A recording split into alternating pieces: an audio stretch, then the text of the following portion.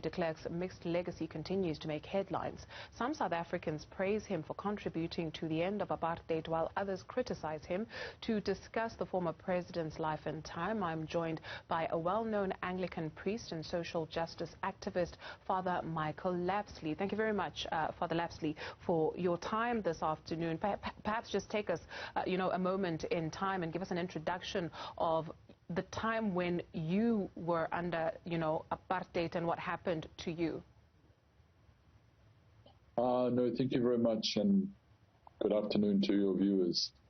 I was part of the liberation struggle. I was with the African National Congress in exile, first in Lesotho, then in Zimbabwe.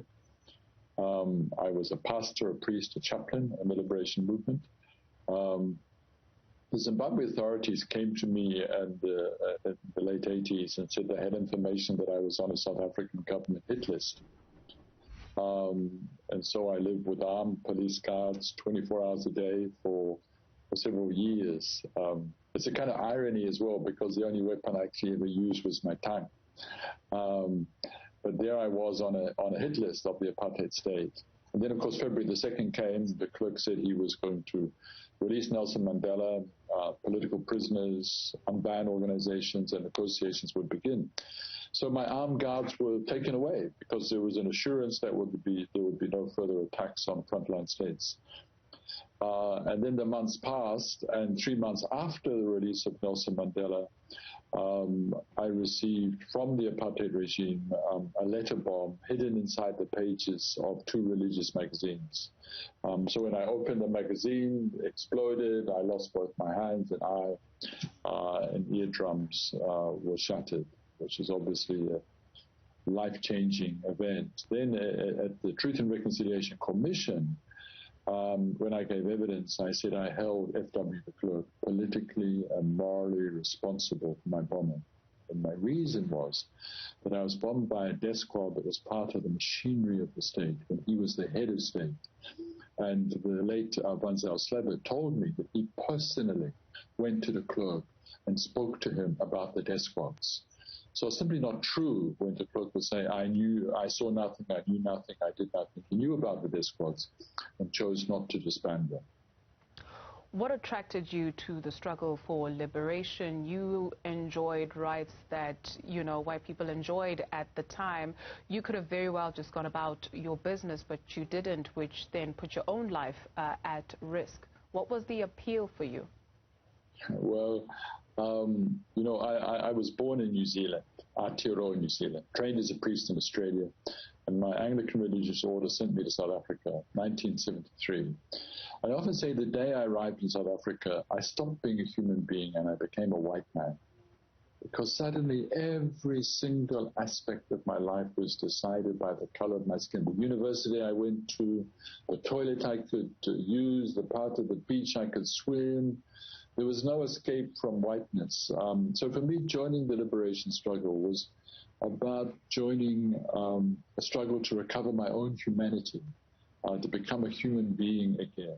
And as you said, I could have enjoyed all the privileges of apartheid, but to do that, I would have had to kill my conscience, and that I was not able to do. But also, I was brought up as a Christian to believe that all human beings are made in God's image and likeness. We all have value simply because we're people. And apartheid was the very opposite of everything I had learned on my mother's knee and in the life of the church.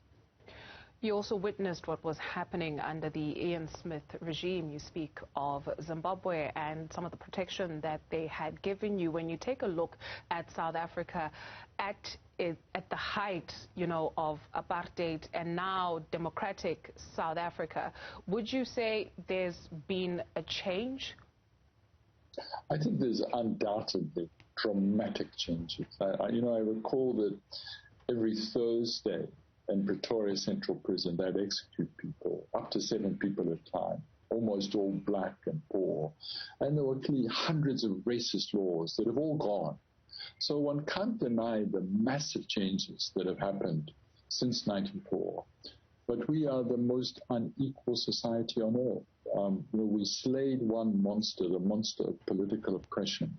But we didn't slay the other monster of economic exploitation. And I think de Klerk's death it's an opportunity for the whole of South Africa to say, what kind of nation do we want to live in? But also for those of us who are white to be able to say unequivocally, which de Klerk couldn't say, apartheid was a crime against humanity, and we who are white benefited from it. And I think we need to transform our guilt and shame about what we are party to a commitment to redress, to reparations, to transformative justice. Father Lapsley, you take us back to a time every Thursday when a number of people were being hung in the country. I'd like for us to remain in that time, right? So young people were a part of that struggle. Families were torn apart, 16-year-olds making their way out of the country, going into the trenches. And so I want to know some of the stories that these young people would tell you when they come to you. I guess you are a priest, so you'd be trusted by these young people with perhaps the last moments of their lives. Some that stand out for you? Well, I think also as a chaplain, as a pastor, as a priest, you accompany people. So I was part of the exile community, accompanying people. And one of the people that often had to speak at the graveyard and to try to be a voice of hope, to say, yes, people have died brutally, they've been killed, they've been murdered, but one day, we will live in peace. But I remember as part of a liberation movement, people used to always be concerned that people have the correct politics, which is good, which is important. But you know, sometimes people misbehaved in exile because they missed their mothers, because they were young people, or they missed the girlfriend or boyfriend. I mean, or the grandparent passed away and they weren't able to go and be there. So just as people in the country were experiencing immense pain, so equally in exile there was a pain and suffering as well. And I think, taking us back to those days, I think what we've seen in some of the mixed responses to de Klerk's death was the degree to which we're still a wounded nation.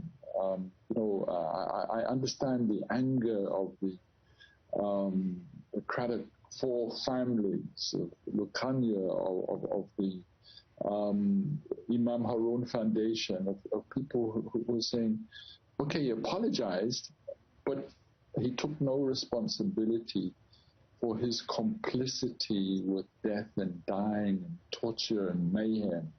It's like the political class were quite happy to sit in parliament and say, we saw nothing, we knew nothing, we did nothing. While the people who carried out the laws that they passed were made to carry responsibility in ways that the political leadership, in particular de Klerk, never did.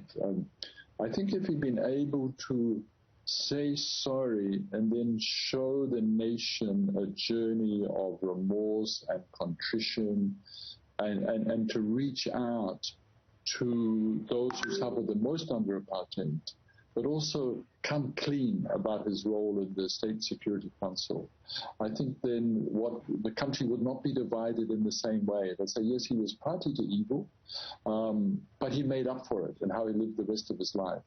But instead, even within the last year, he was saying apartheid was not a crime against humanity. And only because of a huge outcry across the country what was he able to retract. But all those years after, he still wasn't able to recognize the depth of evil and the depth of suffering which the nation had suffered in some ways for centuries. You joined the African National Congress because of the appeal of wanting, people to be recognized as human.